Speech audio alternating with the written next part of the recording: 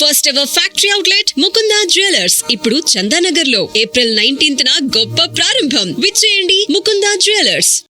Sir ఒక్క ప్రశ్న sir, అదేంటి అంటే మామూలుగా మాకు ఏ సందర్భంలో అయినా ఇళయరాజా గారి పాట పెట్టుకుంటే చాలా అద్భుతంగా అనిపిస్తూ ఉంటుంది. మనకి ఎలాగో Q&A సెషన్ ఉంది సార్ మీడియాతో. ఒకటే ఒక ప్రశ్న, Q&A ఉంది సార్. నాకు ఉంది. ఓకే, ఒకటే ఒక ప్రశ్న సార్, ఇళయరాజా గారు లాంటి సంగీత దర్శకుడు ఇచ్చిన పాటల్లో ఇళయరాజా గారికి నచ్చిన పాట ఏది?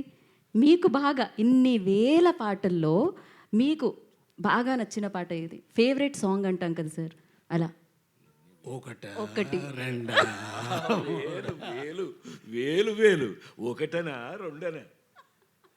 నాకు ఇష్టమైన కాదు, నా వల్ల వచ్చింది కదా. నాకు ఎంత మ్యూజిక్ తెలుసు అనేది ముఖ్యం కాదు. మ్యూజిక్ నాన్న గురించి తెలిసిపోయింది నిజం సార్ కదా. రాను ఎలా వస్తుందని నాకు తెలీదు, నిజంగా తెలీదు. తెలిస్తే ఆ సెకండే మ్యూజిక్ కంపోజ్ చేసేది ఆపేస్తాను. తెలిస్తే ఎలా వస్తుందని తెలిస్తే మ్యూజిక్ ఆపేస్తాను. అది అంతే, తెలిసిపోయింది కదా. హాయిగా ఇంట్లో కూర్చొని నాకు మ్యూజిక్ తెలిసిపోయిందిరా అన్నాడు కదా. అలా లేదు, తెలీదు, ఎలా వస్తుందని తెలీదు సార్. అయితే ఈ విషయం మీకు ఎప్పటికీ తెలియకూడదు అనుకుంటున్నాను నేను, ఎందుకంటే మీరు ఎప్పుడు పాటలు ఇస్తూ ఉండాలి మాకు. దేవుడు నీ కోరుకో. Thank you. ఇందాకే అన్నారు స్వామి స్వామి అని పిలుస్తాము అని చెప్పి, నిజంగానే ఆ స్వామి దర్శనం మాకు ఇన్నేళ్లకి వేదిక మీద లభించింది. Thank you so much. So మీ పాట ఎప్పటికీ మాతోనే ఉండాలి అని మనస్ఫూర్తిగా కోరుకుంటున్నాము. అయితే మనకి మీడియాతో ఒక చిన్న ఇంటరాక్షన్ ప్లాన్ చేశారు వీళ్ళు. ఓకే, యా, సింపుల్గా సార్, పాట గురించి, షష్ఠి గురించి అంత మాదిరి అలా మాట్లాడే వాళ్ళు నేను కాదు కదా. అలా ఇవ్వలేదు, దాని ఫంక్షన్ కోసం వచ్చాను, రిలీజ్ కోసం. ఎప్పుడైనా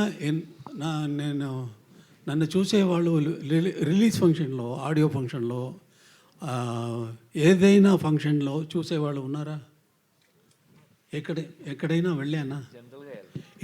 ఇక్కడ వచ్చానంటే కొత్త వాళ్ళు ఫస్ట్ టైంగా అటెంప్ట్ చేస్తున్నారు, వాళ్ళు ఎంకరేజ్ చేయాలని ఇక్కడ వచ్చాను.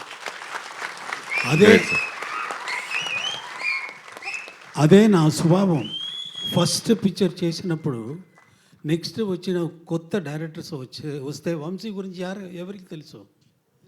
నాతో వచ్చారు యంగ్స్టర్స్, వస్తే వాళ్ళని ఎంకరేజ్ చేసేదే నా స్వభావం అయిపోయింది. అలాగే భారతి రాజా వచ్చినప్పుడు భారతి రాజా కాదు, నేను నాతో వచ్చినప్పుడు భారతి రాజా కాదు, మణిరత్నం కాదు, వంశీ కాదు. ఇప్పుడు ఇలాంటి ఎన్ని డైరెక్టర్స్ చెప్పాలా? మణివണ്ണన్, నివాస్, మనోబాల, అదే వాళ్ళ కోసం నేను వచ్చాను. కాబట్టి క్షమించాలా, మీడియా వాళ్ళు అందరూ క్షమించాలా అని అన్నా.